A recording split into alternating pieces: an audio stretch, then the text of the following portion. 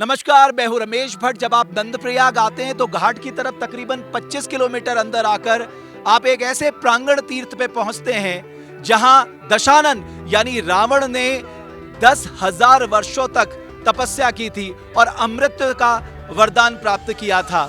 क्या है बैरास कुंड की महिमा, कैसे दशानन रावण यहां तक पहुंचे, किस तरह से उन्होंने अमृत का वरदान प्राप्त किया, इसी को बताने के लिए मंदिर समिति के उपाध्यक्ष राणा जी मेरे साथ मौजूद हैं।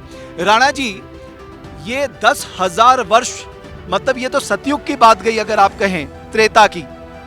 यहाँ की महिमा के बारे में जहाँ तक मैं आपको बता दूं कि ये पूरे उत्तराखंड में या पूरे मैं समझता हूँ कि पूरे दुनिया में और भारत में एक ऐसा स्थान रहा होगा जिसके लिए मुनि वशिष्ठ महाराज ने मुनि वशिष्ठ महाराज और चारों वेदों के ज्ञाता रावण जो थे, उन्होंने इस स्थान को अपने तपोस्थली के रूप में चुना, सतयुग में चुना है। और इसका वर्णन केदारखंड से लेकर और शिव पुराण से लेकर सारे पुराणों में इस बैरासकुंड का वर्णन है।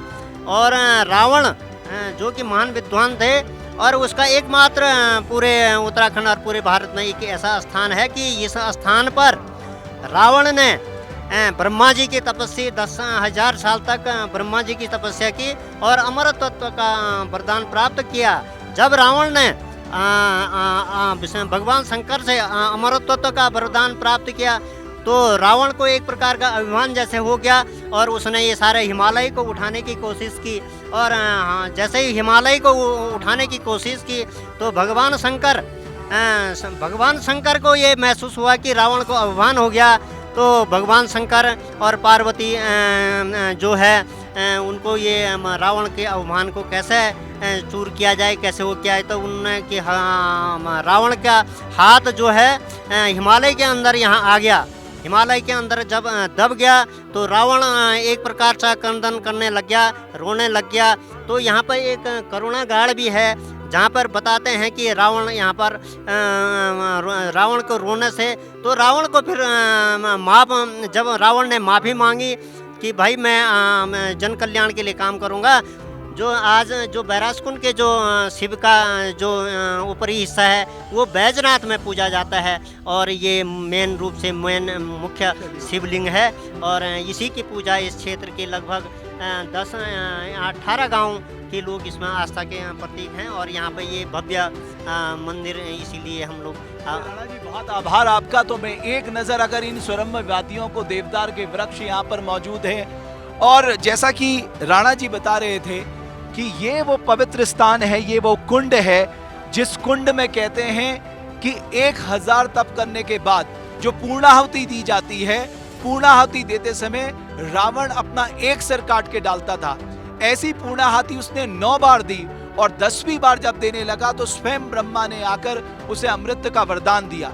लेकिन जब उसने कहा कि मैं अजर अमर हो जाऊं तो ब्रह्मा ने कहा कि यह मुमकिन नहीं है। तो उसने कहा तो ब्रह्मा जी आप एक काम करिए, आप मुझे ऐसा वरदान दीजिए कि मैं यक्ष, गंधर्व, नाग, राक्षस, दैत्य और देवताओं के हाथे ना मारा जाऊं। और नरों को तो मैं बड़ा तुच्छ समझता हूं, वो मेरी कहीं गिनती में ही नहीं आते।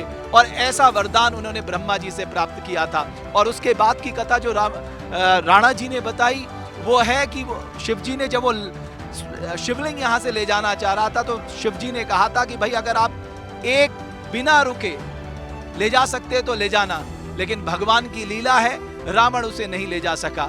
और इसीलिए ये वशिष्ठ जी की भी, महर्षि वशिष्ठ जी की भी तपोस्थली है, इसलिए इसे विशिष्टेश्वर महादेव के नाम से भी जाना जाता है। तो ये एक पौराणिक स्थल है, प्राचीन स्थल है। और आप सोचिए, जो ब्रह्म ज्ञानी था रावण, उसने 10,000 वर्षों तक यहाँ तपस्या की थी, इस प्रांगण में, इस पावन भूमि में तपस्या की थी।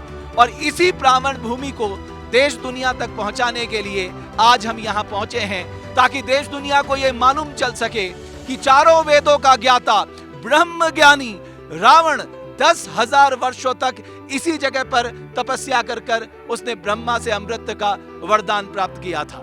बहुत बहुत धन्यवाद आपका।